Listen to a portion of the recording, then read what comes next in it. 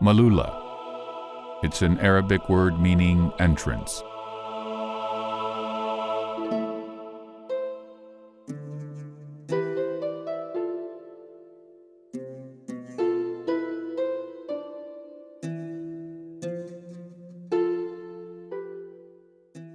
It's a tiny island of Christianity.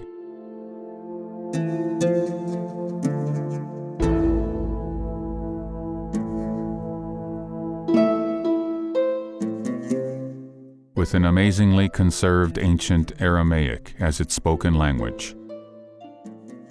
Aramaic is one of the oldest languages in the world, having passed down to our days. Formed in the 9th century BC, it was primarily the language of the Semitic tribes wandering across the Middle East region.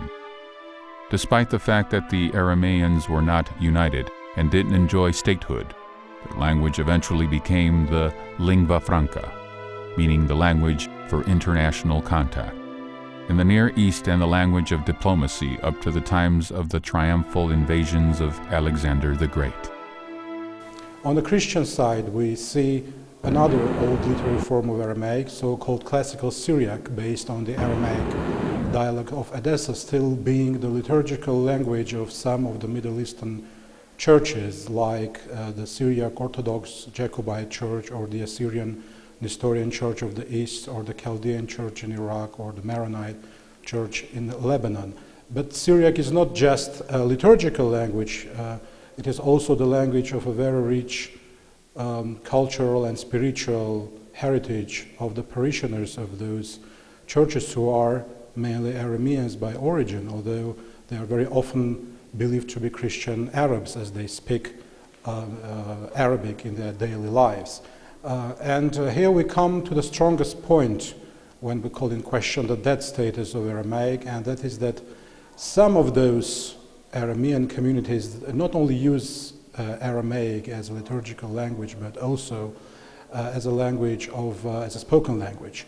There are at least 3 so-called Neo-Aramaic or Modern Aramaic languages that still survive in isolated pockets throughout the Middle East and Caucasus. Aramaic was spoken in Syria, Palestine, Lebanon, and Jordan. Today, the Aramaic spoken in Malula harks back to that ancient past. But other forms of Aramaic survive in larger pockets, mainly spoken by the Assyrians of the Middle East.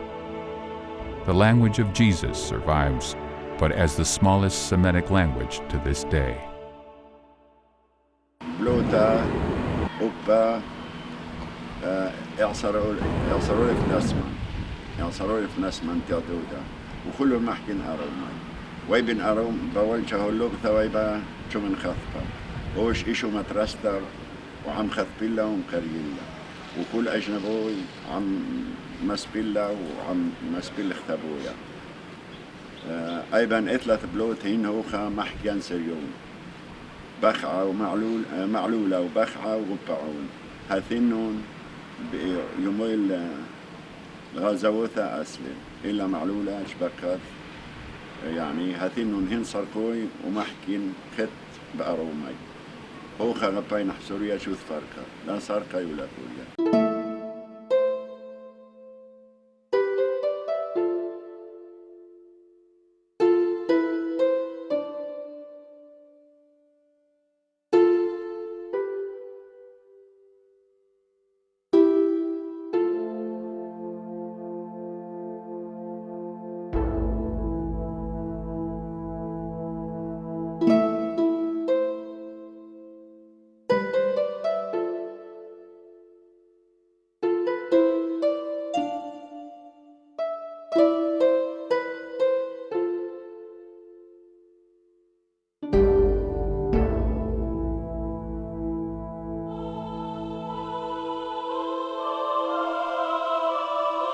A few Christian shrines still stand in Malula.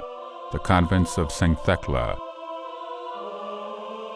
and St. Sergius Marsargis are the most valuable. According to popular belief, the defile goes back to the story of the first Christian girl martyr, St. Thecla, Converted to Christianity through Apostle Paul's preaching, she was persecuted by her own parents and chased by the soldiers of the Roman governor who wished to put her to death. Suddenly, coming face to face with the impassable mountain, she had no possible way to escape.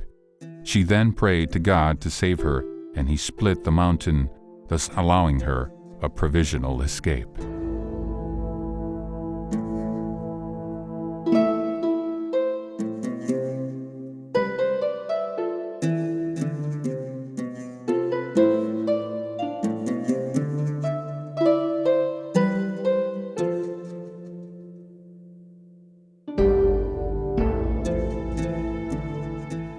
The convent of St. Thecla belongs to the Greek Orthodox community.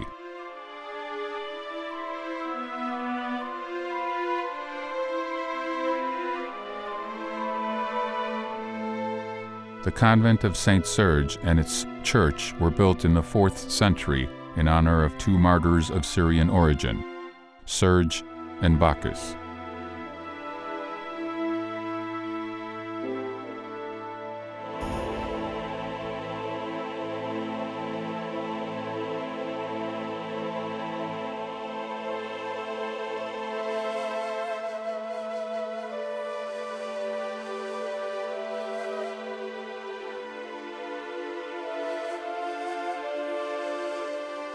The present Arab Republic of Syria is a unique Middle Eastern country.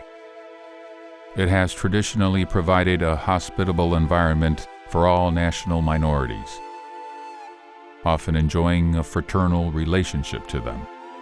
Syria represents a blend of historical monuments of various civilizations and a place where Eastern and Western cultures have met.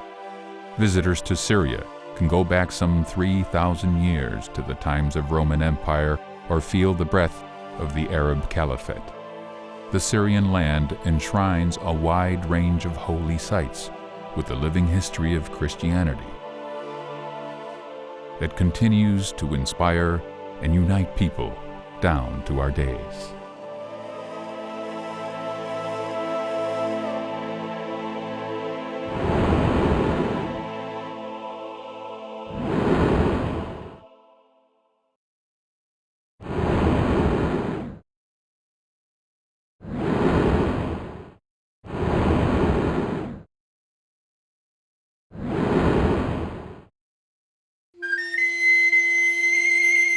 In 1939, the League of Nations was granted permission on acquisition of territories of some 20 to 30 miles in the Al-Hasaka province of the French-mandated Syria.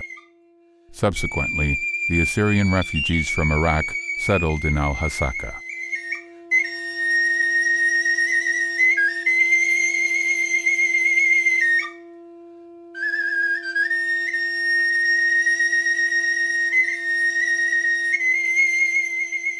In the 20th century, many misfortunes and agonies befell the Assyrian nation. Beginning in the 20th century, Assyrians, together with other Christian minorities living in the Ottoman Turkey, were fated to endure the horrible episodes of the 1915 genocide. Having survived the Turkish Yatahan, the remaining segment of the decimated Assyrian nation continued experiencing severe hardships and miseries. Deprived of their homeland, mountain Assyrian survivors, headed by their spiritual leader, Patriarch Marshimun Benyamin, were forced to forever abandon their life in the impassable mountains of Hakkari.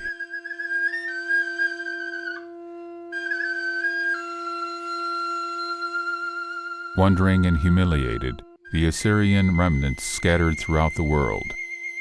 Many of them made their way through Hamadan, Iran, to Bakuba, Baghdad, and Mosul. There, they stayed under the British care, who intended to use the Assyrians for political purposes. Reared in the rugged mountain environment, the Assyrian tribesmen were more than able to defend themselves and made excellent soldiers. As such, many of them were recruited by the British authorities to form the famed special forces known as the Assyrian Levies. The Levies continues serving under the British till the late 1940s.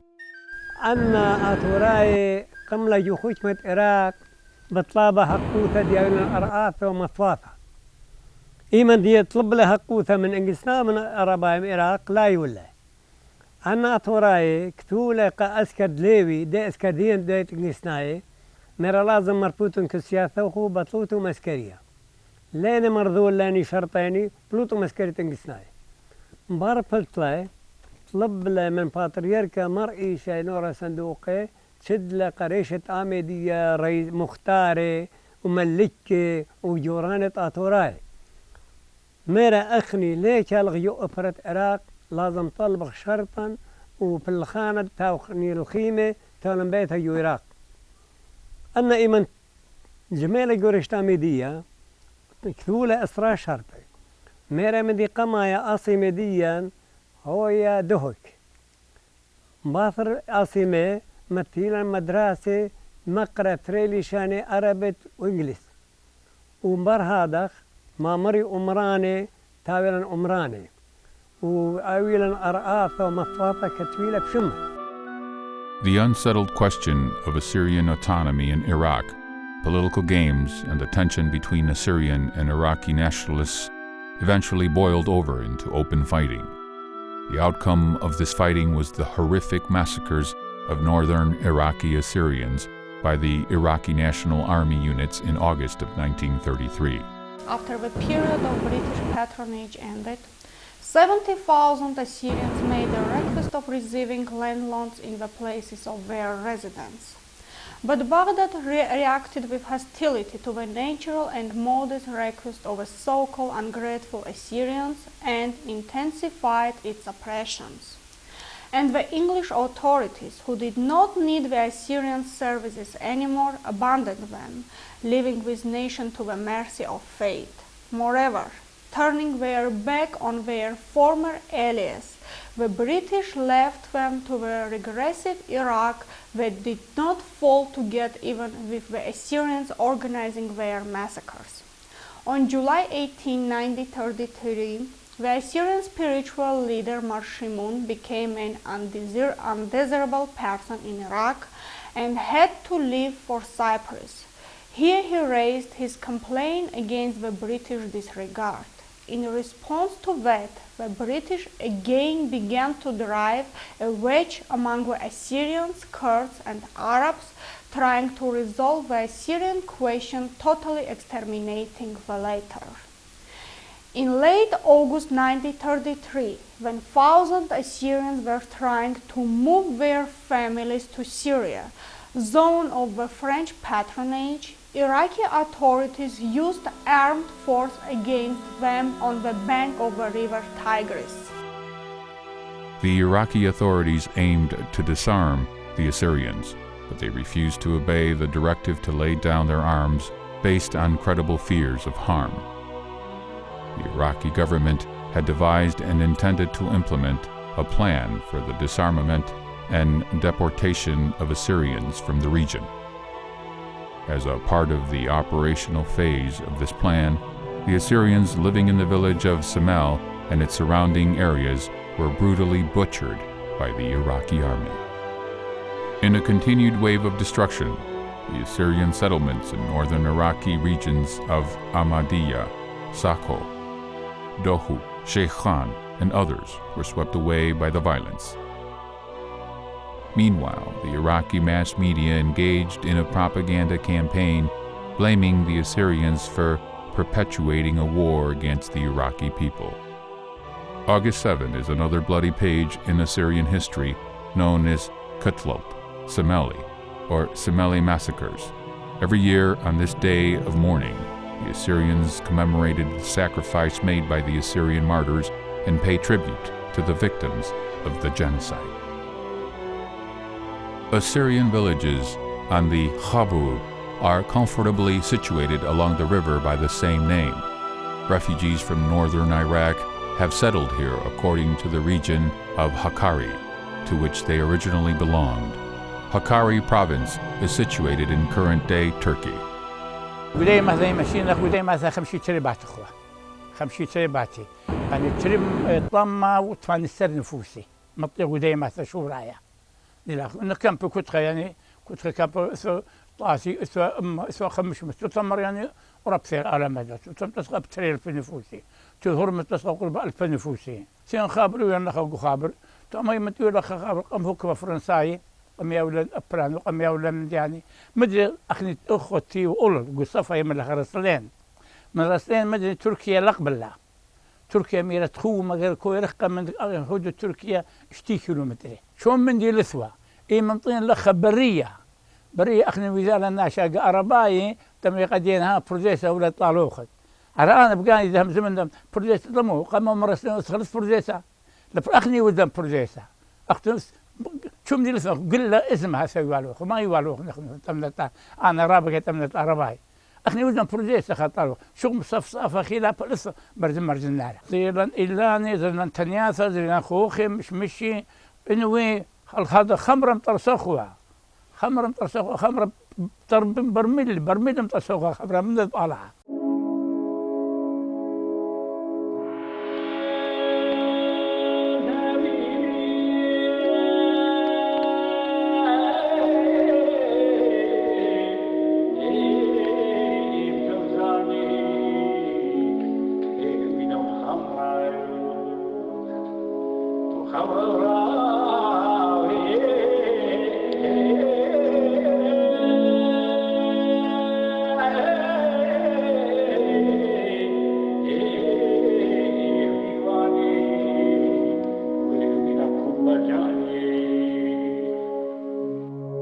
Members of the original 5 semi-independent Hakkari mountain tribes, Upper Tiari, Tkhuma, Jilu, Bas, and Dis, still make up the majority of the Khabur Assyrians.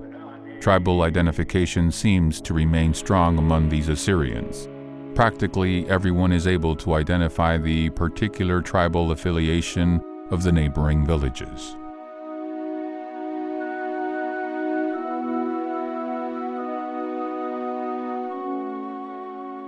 Until the 1940s, Assyrian refugees were not granted Syrian citizenship.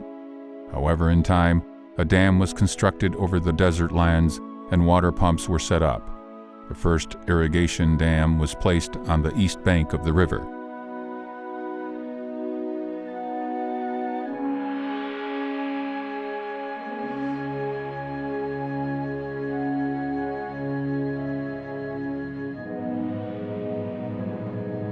Assyrian migrants cultivated the desert lands, grew vineyards, fruit trees, cotton, and wheat.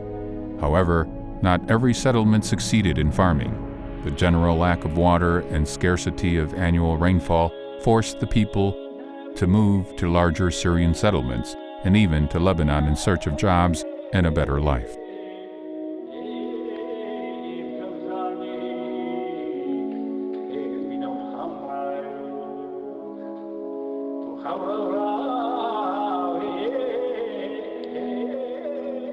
The Assyrians today make up about 20% of Tel Tamar's urban village population. The Assyrians of this bustling little town, the largest of the Khabur settlements, are mostly clustered around the high ground near the banks of the Khabur River.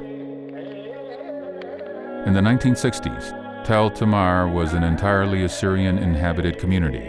Now it has only 350 Assyrians. Most current Tel Tamar inhabitants are either Kurds or recently settled Arab Bedouins.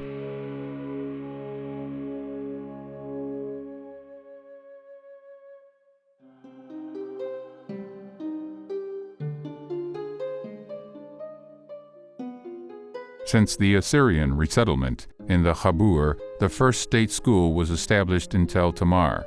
Later, this was followed by the construction of the hospital. In Tel Tamar, the Church of Our Lady, completed in the early 1980s, still serves as the center of the Assyrian community.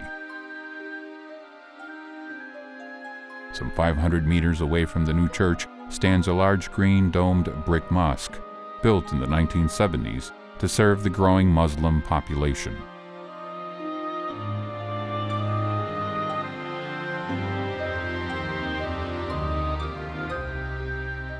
It's been 2 years since the Assyrian Association started its mission in Tel Tamar. Prior to this, any activity by a national organization in Syria was strictly prohibited. The center of the Assyrian Association is still in Tel Tamar, although many branches are in operation in different Habur villages. The organization aims at supporting poor families, and in particular, young people and students.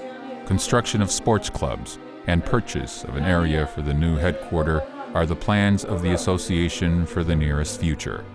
The association includes members not only from the Church of the East, but also from the Chaldean and the Syriac Orthodox churches.